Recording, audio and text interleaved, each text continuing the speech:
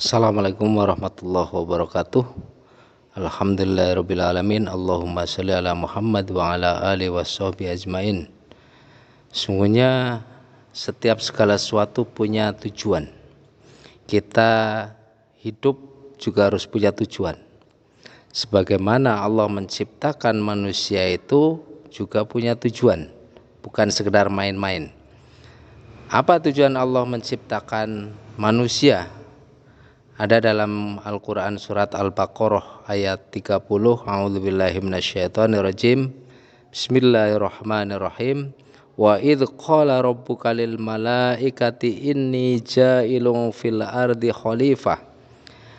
Dan ingatlah ketika Allah berkata kepada para malaikat, sesungguhnya aku akan menciptakan di bumi seorang khalifah.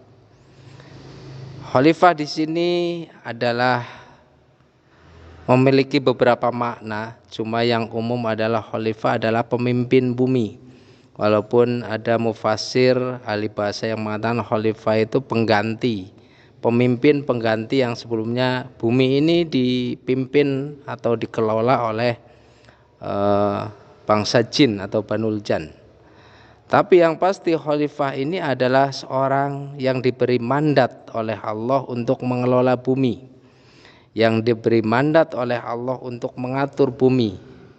Tentunya orang yang diberi mandat oleh Allah mengatur bumi pun harus dengan caranya Allah, dengan aturannya Allah. Karena kalau kita menerima mandat, contohnya seorang presiden adalah mandataris MPR, kalau dia menerima mandat dari MPR tentunya harus menjalankan pekerjaan itu sesuai dengan amanah-amanah dari MPR dan DPR. Apabila ada kesalahan tentunya presiden juga siap dan harus bertanggung jawab untuk menerima teguran dari DPR dan MPR. Itu mungkin salah satu tamsilnya. Kembali kepada khalifah.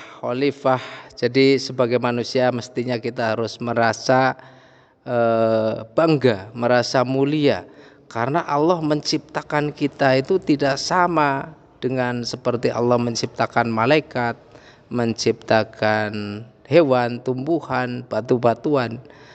Allah memberikan keistimewaan kepada manusia karena diputuskan oleh Allah khalifahnya, pengelola buminya, mandataris Allah untuk mengelola bumi, mengelola semesta ini adalah manusia.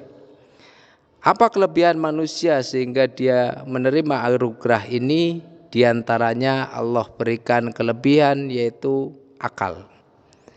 Dengan akalnya Allah menundukkan seluruh makhluk di bumi tunduk kepada manusia. Kita nggak pernah ketika mau mengambil batu terus batunya itu protes atau lari. Atau kita mau menyembelih ayam terus ayamnya itu melawan, itu nggak pernah dan nggak akan terjadi. Atau ketika mengambil buah-buahan terus buahnya itu menolak atau lari, nggak mau diambil oleh kita. Ini menunjukkan bahwa Allah memberikan keistimewaan manusia ditundukkannya makhluk-makhluk di bumi. Sampai pada binatang buas pun, sampai kepada hewan buas pun, sama Allah dengan diberi akal yang disematkan kepada manusia, dengan akalnya manusia bisa menundukkan makhluk yang atau hewan yang buas. Begitu pula untuk mencapai teknologi hari ini banyak sekali, misalnya kendaraan-kendaraan yang melintasi ruang angkasa, yang menembus bumi. Mereka bisa melakukan semua itu karena mereka punya kelebihan dengan akal. Mestinya dengan akal ini juga membangkitkan, membangun kesadaran kepada manusia bahwa Allah berikan akal ini bukan hanya sekedar untuk mengeksploitasi bumi, tapi untuk menunaikan apa yang menjadi amanah Allah di bumi.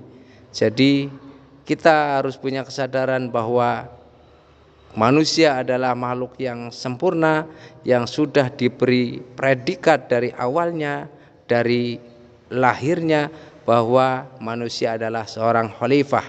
Dan mestinya kita juga harus merasa bahagia diiringi dengan rasa tanggung jawab bagaimana agar kita menjalankan kekhalifahan di bumi sesuai dengan yang memberi mandat, yaitu Allah itu sendiri.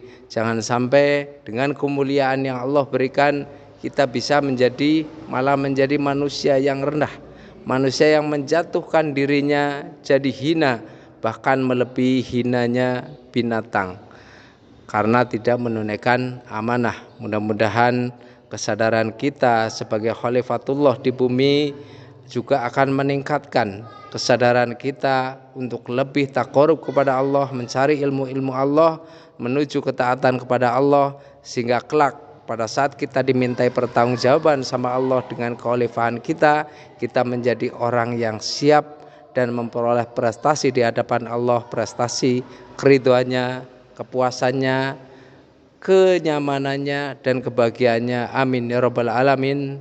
Billahi taufiq wal hidayah. Wassalamualaikum warahmatullahi wabarakatuh.